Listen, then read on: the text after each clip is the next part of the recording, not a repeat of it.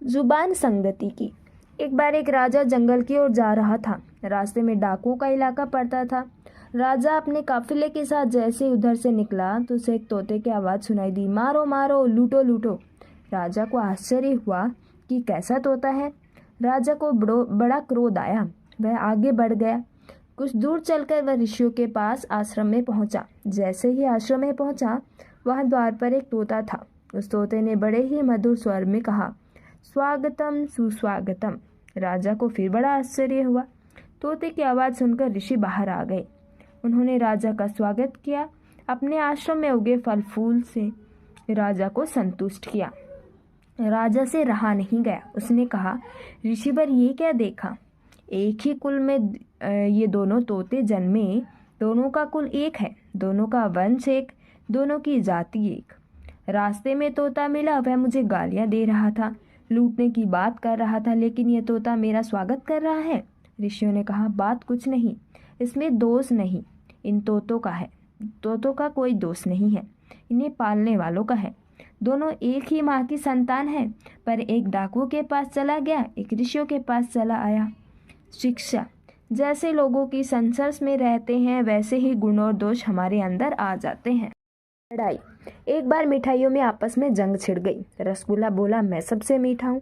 तभी जलेबी रानी बीच में टोकती हुई बोली, मैं सबसे मीठी हूँ, मुझ में तो रस रिश्ता रहता है। इमरती देवी ने चुटकी ली, बोली, तुझ में से भले ही रस टपकता हो, पर सबसे मीठी मैं ही हूँ। लड्डू गोपाल जी कहाँ चुप बैठने वाले थे, बोले, हटो पीछे, भगवान के हाथ में मैं रहता हूँ, गणेश जी का प्रिय मिष्ठान हूँ। अंत में चौधरी हुआ। हलवा बोला, भले ही तुम भगवान के हाथ में रहते हो, पर भगवान को भोग तो मेरा ही लगता है। लड़ाई बढ़ती गई। देखकर एक कोने में पड़ी हुई चीनी की बोरी बोल रही, ठहरो, लड़ना झगड़ना बंद करो। मैं तुम सब में मैं ही तो हूँ, मेरे कारण ही तुम सब में मिठास है। मैं नहीं तो तुम सब कुछ भी नहीं, तुम्हारा कोई अस्तित्व नहीं। तुम तो केवल आटा, मैदा, सूजी, बेसन और पिसी हुई उड़द की दाल हो। मैं ही तुम्हारी आत्मा हूँ। और लड़ाई बंद हो गई। हम आप ही आपस में यूं ही लड़ते रहते हैं।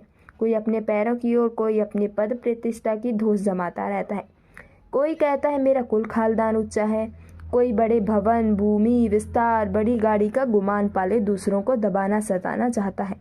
अरे भैया, काहे को झगड़ते हो? क्षण भर माटी के शरीर पर। याद रखें, मालिक को सब बर्दाश्त है, पर किसी की अकड़, अभिमान बर्दाश्त नहीं। जब तक शरीर में चेतना है, तभी तक ये चल रहा है। इसी से इसकी शोभा है। आत्मा निकल जाने के बाद एक रात भी इस जड़ शरीर को घर में रखना भारी हो जाता है। पर विडंबना देखिए कि हम उस आत्मा तत्व को हम पहचानते नहीं और सारी जिंदगी शरीर को ही सजाने संवारने में निकाल देते हैं।